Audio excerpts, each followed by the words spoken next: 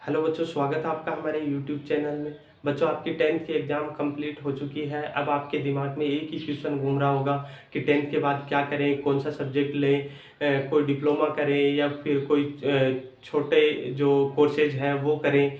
तो इसके लिए मैं इस वीडियो में आपको शुरू से लेके एंड तक काफ़ी बातें बताने वाला हूँ, सब्जेक्ट के बारे में और कोर्सेज के बारे में, या फिर आगे चल के हम 10th ही नहीं, 10th के बाद क्या करेंगे, कौन सा सब्जेक्ट चूज करें, उसमें आगे अब हम क्या कर सकते हैं। तो इसके बारे में मैं बताने वाला हूँ, तो वीडियो को बिना स्किप किए लास्ट तक देखें। सबसे पहले मैं बात करूँ सब्जेक्ट की, क्योंकि 11th में आते ही आपको सबसे पहले ज़रूरत पड़ती है कि कौन सा सब्जेक्ट चूज करें। तो उसके लिए सबसे पहले ज़रूरी ये है कि आपका इंटरेस्ट कौन से सब्जेक्ट में है। मतलब जिस सब्जेक्ट में आपका इंटरेस्ट है तो वो ही सब्जेक्ट आपको चूज करना है। ये नहीं है कि घर वाले कह रहे हैं बेटा ये ले ले, या फिर कोई आसपास वाले बच्चे हैं वो ले रहे हैं वो ही ले लिया। ऐसा कभी भी मत करें, अपने इंटरेस्ट के अकॉर्डिंग ही अपने सब्जेक्ट का चयन करें। दूसरी बात मैं आपको बता दूं कि आपको सबसे ज़्यादा ज़रूरी है कि आपका इंटरेस्ट तो है कि मैं डॉक्टर बन जाऊं, आपकी इच्छा भी हो रही है, लेकिन आप उस अकॉर्डिंग पढ़ाई नहीं कर रहे हो। मतलब आपका एजुकेशन का लेवल है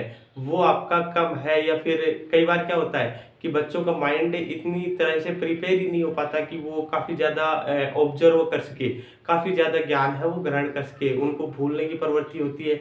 तो ऐसी समस्या हो तो ऐसे सब्जेक्ट का चयन ना करें जिसमें आगे जाके आपको दिक्कतें आए। तो सबसे पहली बात कि इंटरेस्ट हो, और दूसरी बात कि आप पढ़ाई में कितना टाइम दे रहे हो, उस सब्जेक्ट को कितना पढ़ रहे हो, उस अकॉर्डिंग आपको सब्जेक्ट का चयन करना है। अब देखो, हम बात करते हैं बारी बारी से कि कौन सा सब्जेक्ट है उसमें आगे जाके हम क्या कर सकते हैं, और उसके अलावा कुछ डिप्लोमा कोर्सेज है, आईटीआई है, उनके बारे में, और कुछ वोकेशनल कोर्सेज है, या फिर कई बार क्या होता है कि 10th के बाद तुरंत जॉब लग जाए। तो ऐसी भी कुछ बातें मैं आपको बताने वाला हूं, तो वीडियो को बिना स्किप किए लास्ट तक देखें। देखो, शुरुआत करते हैं हम सब्जेक्ट से।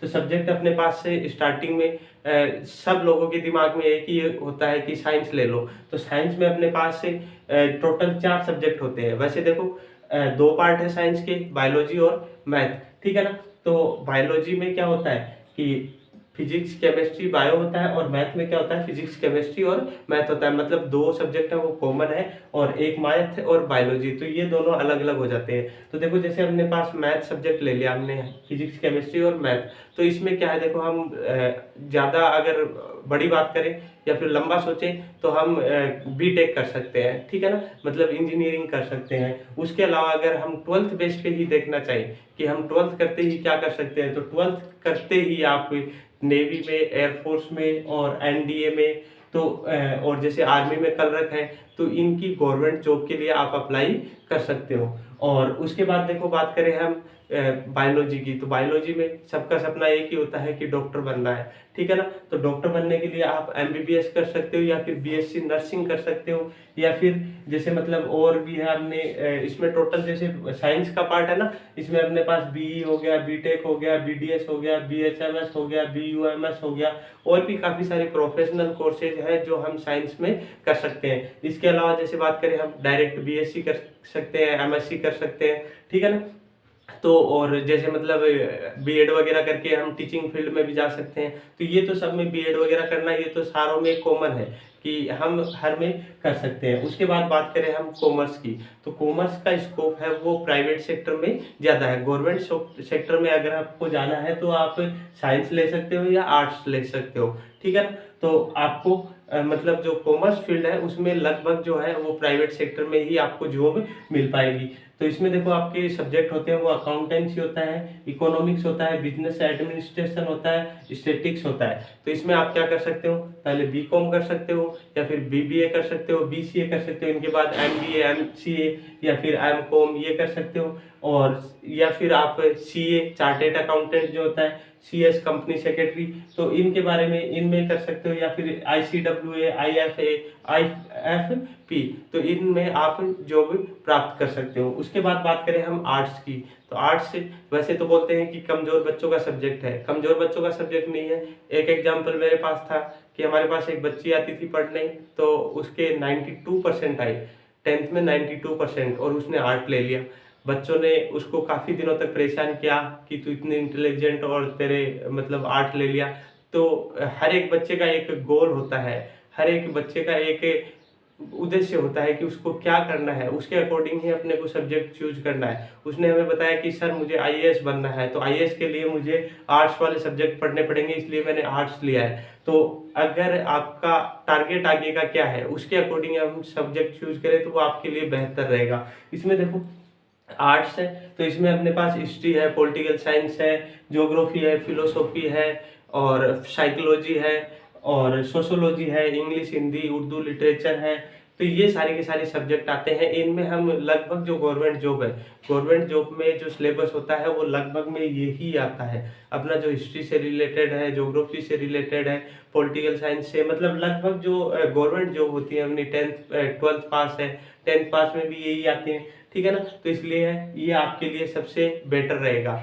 और उसके अकॉर्डिंग जैसे मतलब आप ये चाहते हो कि मुझे और अच्छा करना है और दूसरी फील्ड में जाना है, तो आपके लिए सारे के सारे सब्जेक्ट है, आप अपनी मनमर्जी से चूज कर सकते हो। लेकिन ध्यान ये रखना, अपना इंटरेस्ट होना चाहिए और जो सब्जेक्ट हमने लिया है उसके अकॉर्डिंग अपने को पढ़ाई करनी है, वरना कोई भी मतलब नहीं है।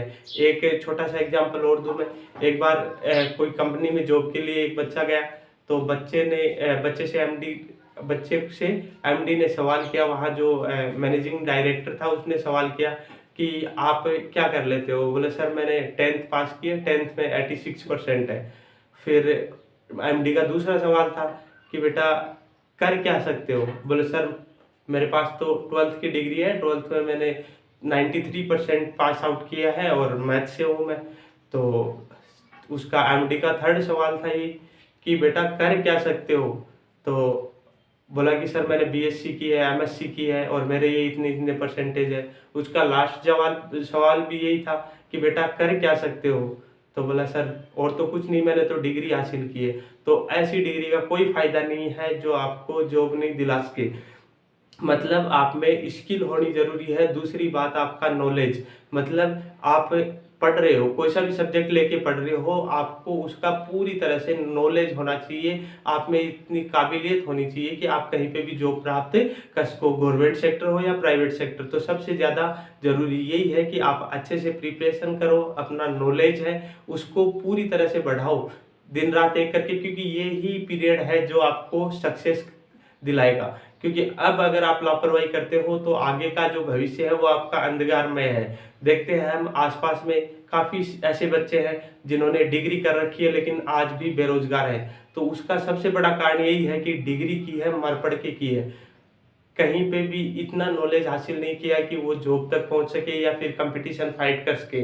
तो इसलिए सबसे ज़्यादा ज़रूरी है अपने सब्जेक्ट को 100% दें और अच्छे से पढ़ाई करें, जिससे आपका गवर्नमेंट में ये जिस सेक्टर में आप जाना चाह रहे हो उसमें आपका सिलेक्शन हो सके। उसके बाद बात करते हैं हम आईटीआई की। देखो ये कुछ कोर्सेज हैं जो हम क्या कर सकते हैं, 10th के तुरंत बाद कर सकते हैं। देखो 10th के तुरंत बाद जैसे आईटीआई करना चाहे, जैसे कई बच्चों के पढ़ाई में कमजोर होते हैं, मर पढ़ के पास होते हैं 10th में और सोचते हैं कि अब आगे पढ़ेंगे तो कोई फायदा नहीं है, और ऐसे बच्चों को पढ़ना भी नहीं चाहिए। देखो पढ़ाई अपने को संस्कार सिखाती है, जीवन जीने का तरीका सिखाती है, लेकिन पढ़ाई ये नहीं है कि कोई कमजोर बच्चा हो उसको कंपटीशन फाइट करके वो मतलब गवर्नमेंट जॉब बढ़िया प्राप्त कर सकता है। उसके लिए सबसे ज़्यादा जरूरी यही है कि वो समय रहते स्किल सीख ले, कोई भी सेक्टर में ऐसा काम सीख ले जिससे वो आगे चल के परेशान नहीं हो। क्योंकि जो बच्चे ऐसे हैं कि पढ़ाई में काफ़ी ज़्यादा कमज़ोर है, उनका माइंड काम नहीं करता, तो वो आगे जाके मर पड़ के डिग्री तो कर लेंगे लेकिन लास्ट में उसको बेरोजगारी मिलेगी और धक्के खाता रहेगा। तो उसके लिए सबसे ज़्यादा ज़रूरी है कि वो अपना जो टाइम है वो किसी भी सेक्टर में, ज़रूरी नहीं है कि ये आईटीआई करे, किसी भी सेक्टर में अपनी कोई स्किल सीख ले जिससे क्या है कि वो कमा के खा सके, अपने परिवार का भरण पोषण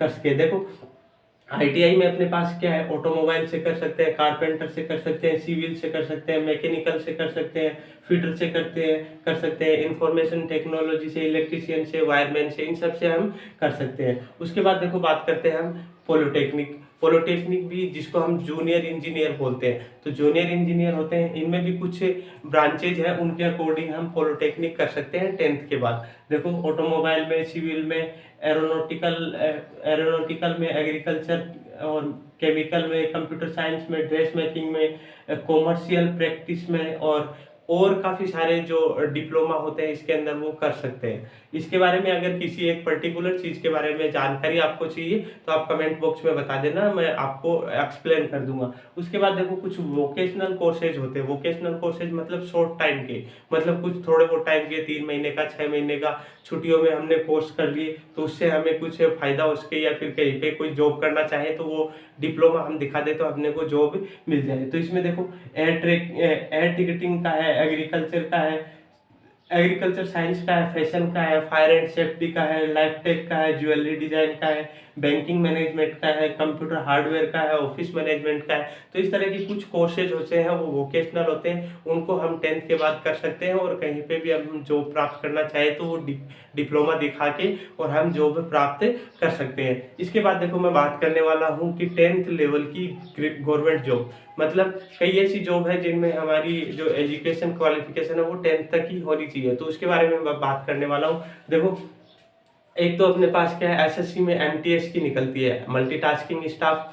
तो उसमें क्या है कि 10th लेवल पे वो एग्जाम होती है। एक एसएससी में 12th लेवल की होती है, CHSL combined high secondary level, और एक सीजीएल वगैरह होती है तो वो ग्रेजुएशन लेवल पे होती है। मतलब अपने पास 10th लेवल पे भी एसएससी में जाने का मौका मिलता है। उसके अलावा जैसे रेलवे में ग्रुप डी की होती है, और जैसे मतलब और भी कोई जैसे बैंक वगैरह में या फिर जैसे कोर्ट वगैरह में भी ग्रुप डी की पियोन की वैकेंसी निकलती है, उसमें भी 10th पास अप्लाई कर सकते हैं। और सबसे बड़ी बात कि 10th पास करके आप आर्मी ज्वाइन कर सकते हो, इंडियन आर्मी हो या फिर आईटीबीपी हो, आरपीएफ हो, सीआईएसएफ हो, सीआरपीएफ हो, तो ये भी आप 10th बेस पे ज्वाइन कर सकते हो। उसके बाद कुछ स्टेट गवर्नमेंट की अलग अलग स्टेट में अलग अलग कुछ वैकेंसीज होती हैं जिनमें 10th पास ही मांगा जाता है। कुछ सेंट्रल लेवल की और वैकेंसीज है तो उनमें भी 10th पास मांगा जाता है और 10th पास करके आप ज्वाइन कर सकते हो। तो इस तरह से मतलब ये पूरी प्रोसेस है जिसके द्वारा आप जो चाहे कर सकते हो, लेकिन ध्यान रखना सबसे ज़्यादा इम्पोर्टेंट है आपके पास आपका इंटरेस्ट, दूसरा आपका नॉलेज। अगर आप सही इंटरेस्ट के साथ सही नॉलेज प्राप्त करते हो तो ज़िंदगी में सफल हो जाओगे, वरना आज मतलब सिचुएशन ये है कि बेरोज़गारी बहुत ज़्यादा बढ़ रही है, तो उस पे कंट्रोल पाने के लिए आपको अच्छे से मेहनत करनी पड़ेगी, और यही आपका टाइम है जिसमें आप अच्छे से मेहनत कर सकते हो और अपना जो मेन एम है उसको प्राप्त कर सकते हो। और अब इसके बाद जैसे मतलब जो नेक्स्ट वीडियो आएगा उसमें मैं बताने वाला हूँ 12th के बाद क्या करें, तो आगे जो वीडियो आएगा उस तक के लिए धन्यवाद।